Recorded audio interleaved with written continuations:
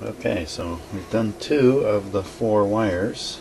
We are going to do the last 2. Now this one had one leg of that resistor connected to it.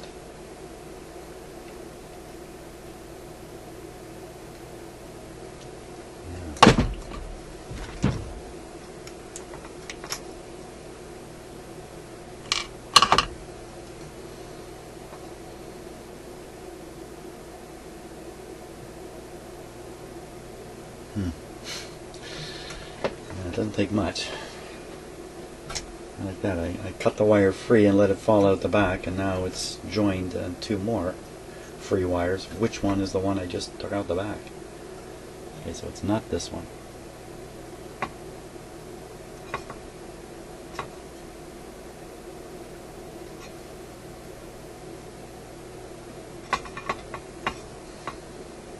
When I ring it out, we'll know for sure.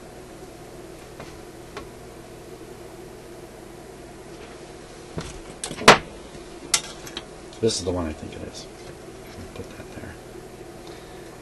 Leave that for our test when we go to ring it out. Now,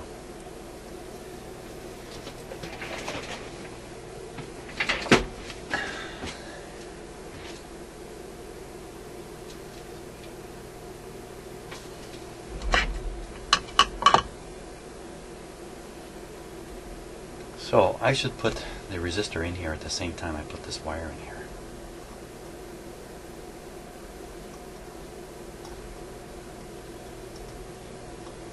Come on, even that's going to cause trouble? There we go.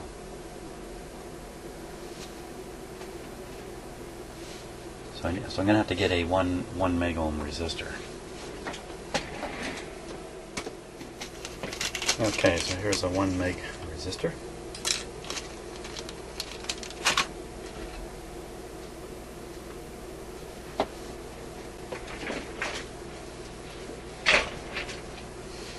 Now, see, the resistor is inserted so it goes down in the socket and the 1 lead is brought back up like that.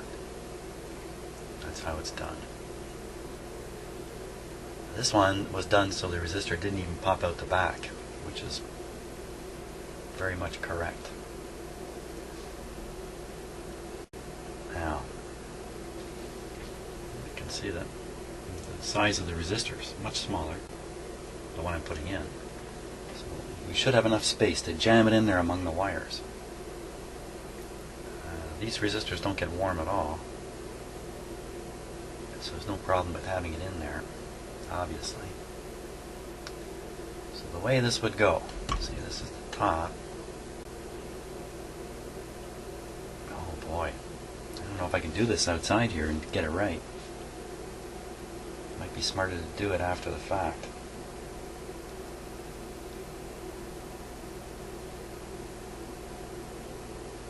Thinking hard here.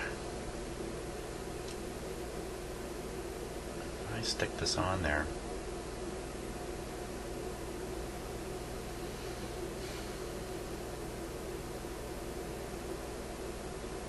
Why wouldn't I do it afterwards?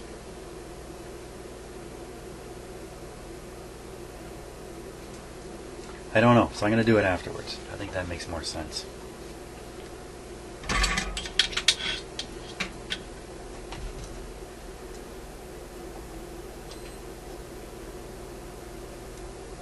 There's nothing holding that there. Not much holding the wire in either.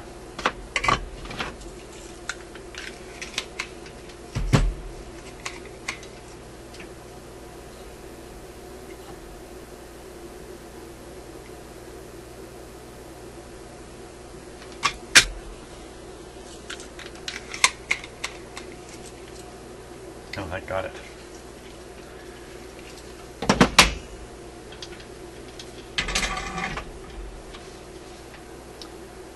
Oh, now we need a piece of wire. Okay, I don't want to use black now. Some kind of color. Wouldn't want to use, well, I should use red for the B+, green for the I, and I don't know which lead I'm on. Maybe we can figure that out.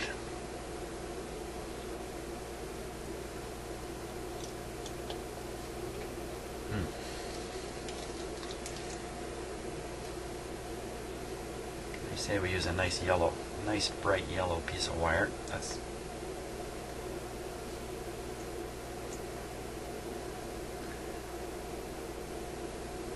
sure.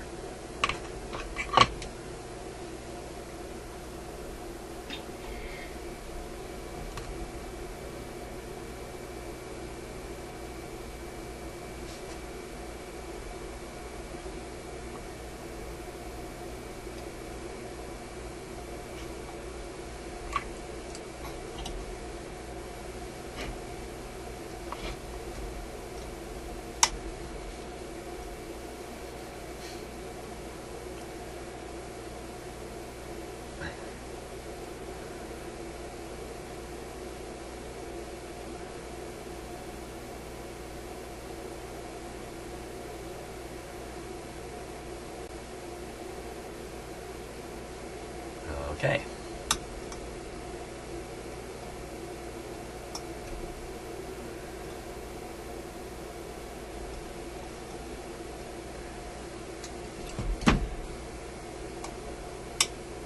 Just solder that.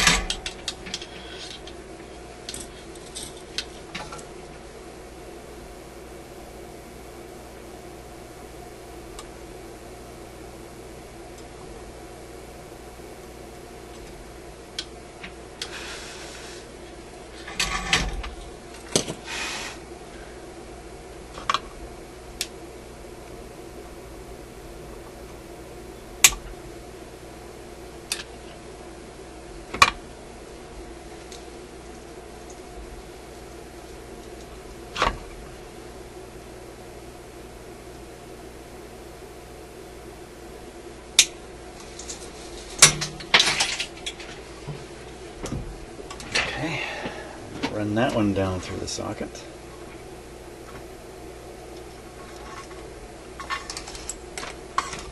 Generally speaking, I'm using fatter wires here, so I really hope I don't get into trouble.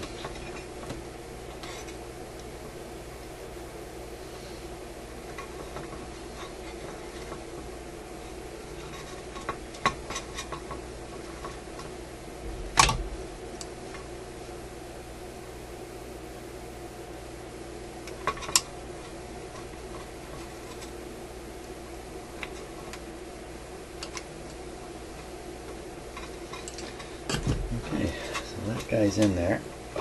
Just popped him right out. There's nothing holding these in particular once I put them in place.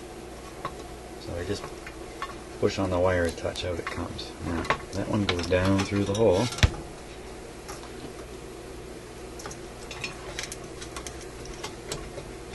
There's still lots of room in the hole.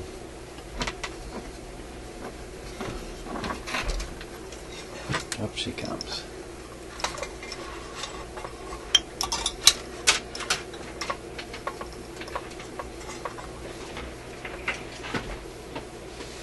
Now we'll sort out which connection it's supposed to go to. I left the clip lead connected to the suspect wire.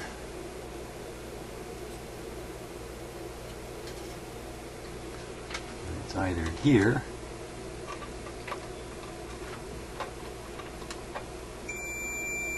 or it's here.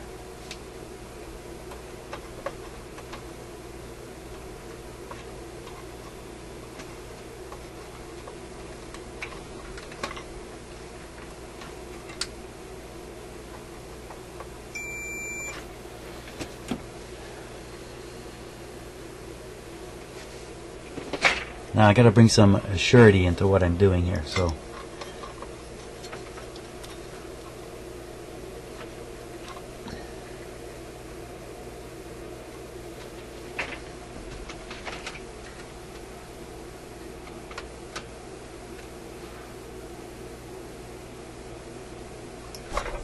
I have to check the other wires and verify.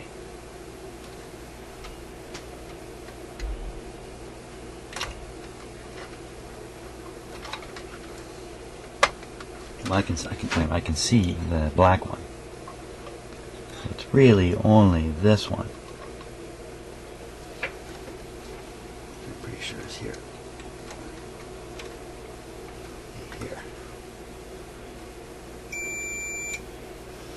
Yeah, I've got it.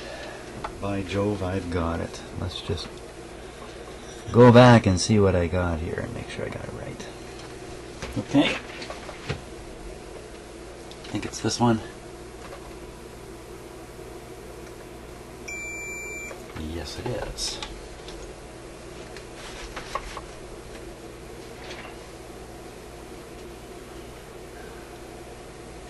Back in behind this great big honking capacitor there.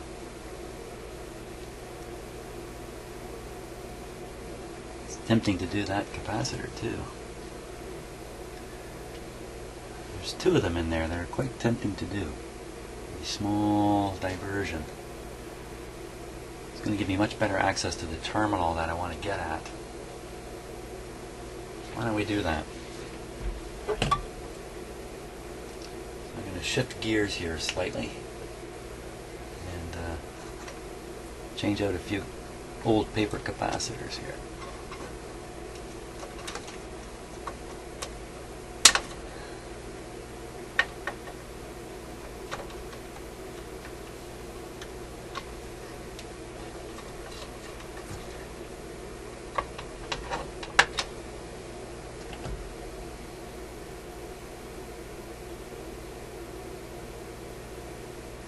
Jesus, looks like there's nothing on this one to read.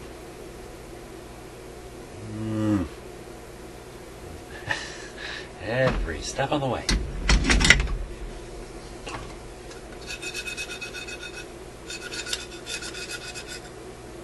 There we are. 0.1, 400 volts. 0.1, 400 volts.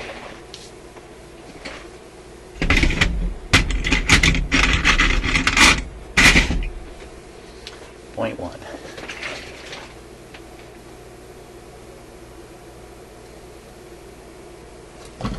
There's a lot of wax on the wires.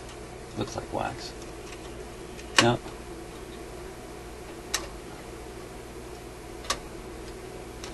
There's some loose dirt here. Oh, it's a perfect chance to try a new technique that I saw on a video from Joe Renan, a guy who's got huge experience. So I'm going to follow his suggestion here and try this. That's a little bit too big. Get a smaller shaft. So I'm going to make a coil on the end of these leads.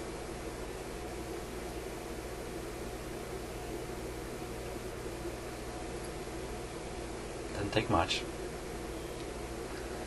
Complete loop there.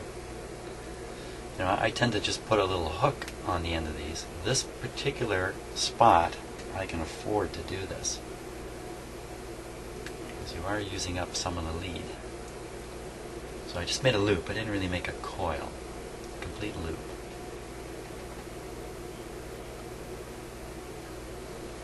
So I'll put this on one end.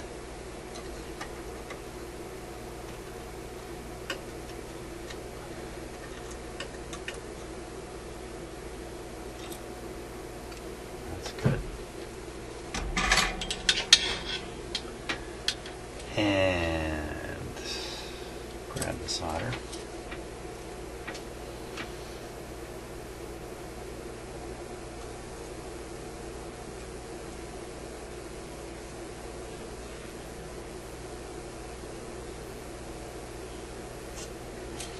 Okay, one end soldered.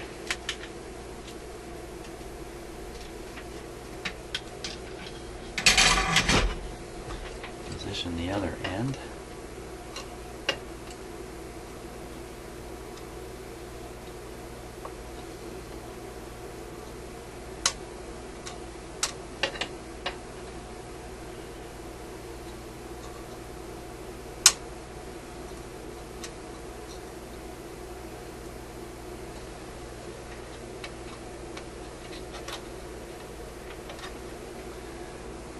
Sometimes your fingers make the best pliers here.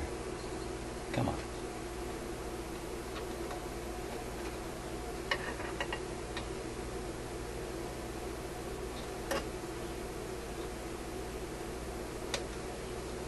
There we go.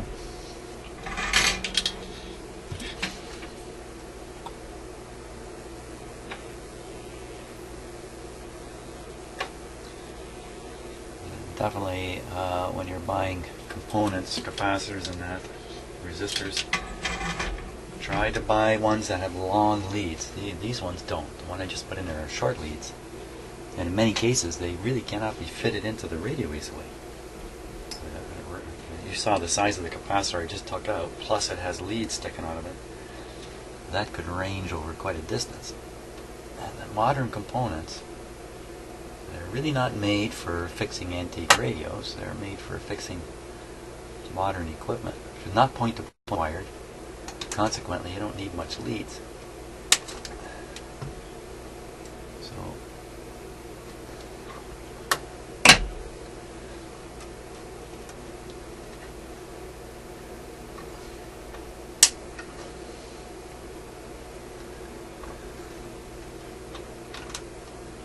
now, if you don't want the wire tidbit to go flying, you can just put your finger right over it like that.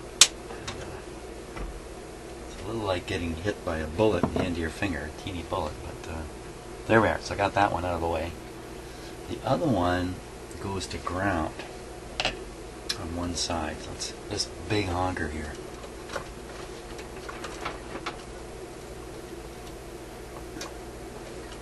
Big honker, which connects to the terminal with this resistor on it. And in its way is this capacitor, another 0.1. Let's get rid of it. Let's get rid of the 0.1 here. Who needs a better magic eye? Let's fool around with capacitors here.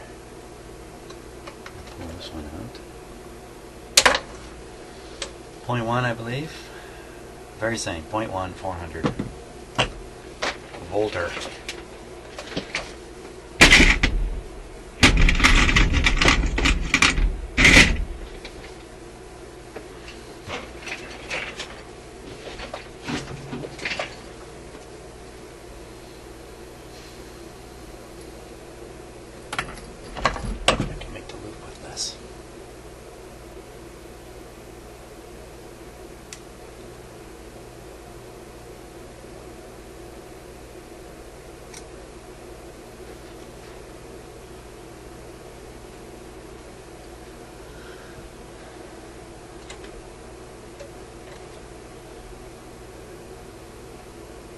What that is. Piece of spider web or something. Down we go.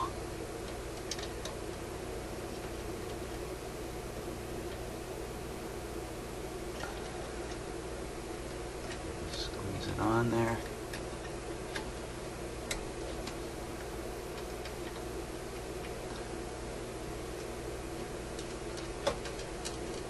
Good show. Can I see that to even solder it? Yes. Oh, perfect. It fell just in a good spot.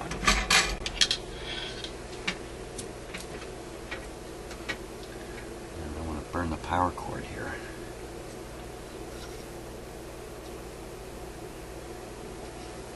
Can't see a thing.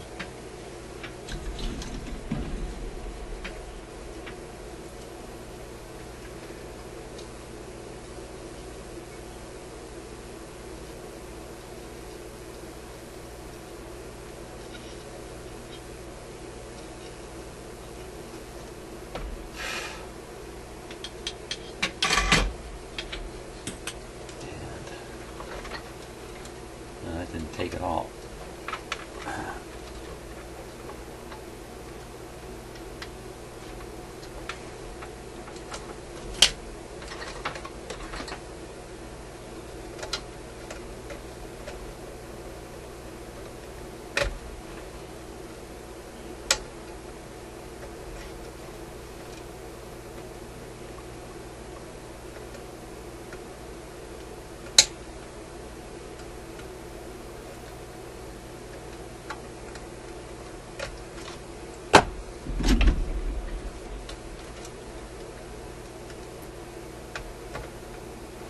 Go.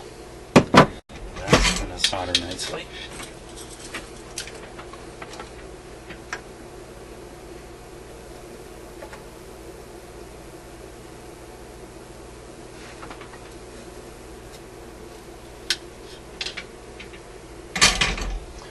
There we are.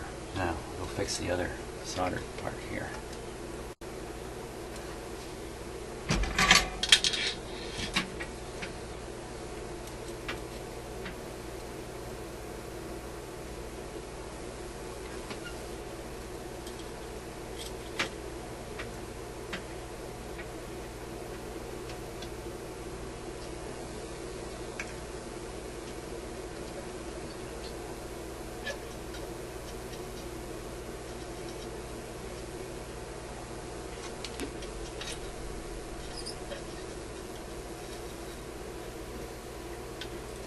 Okay, it didn't burn too much of the power cable, I don't think.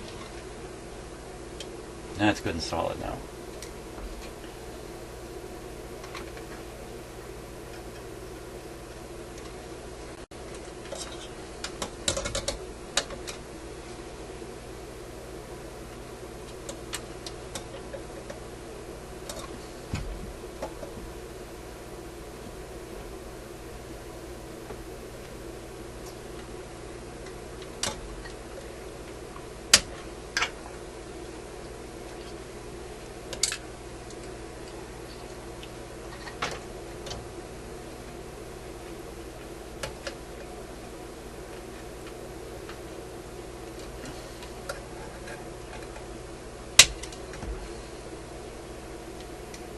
Well, there we are.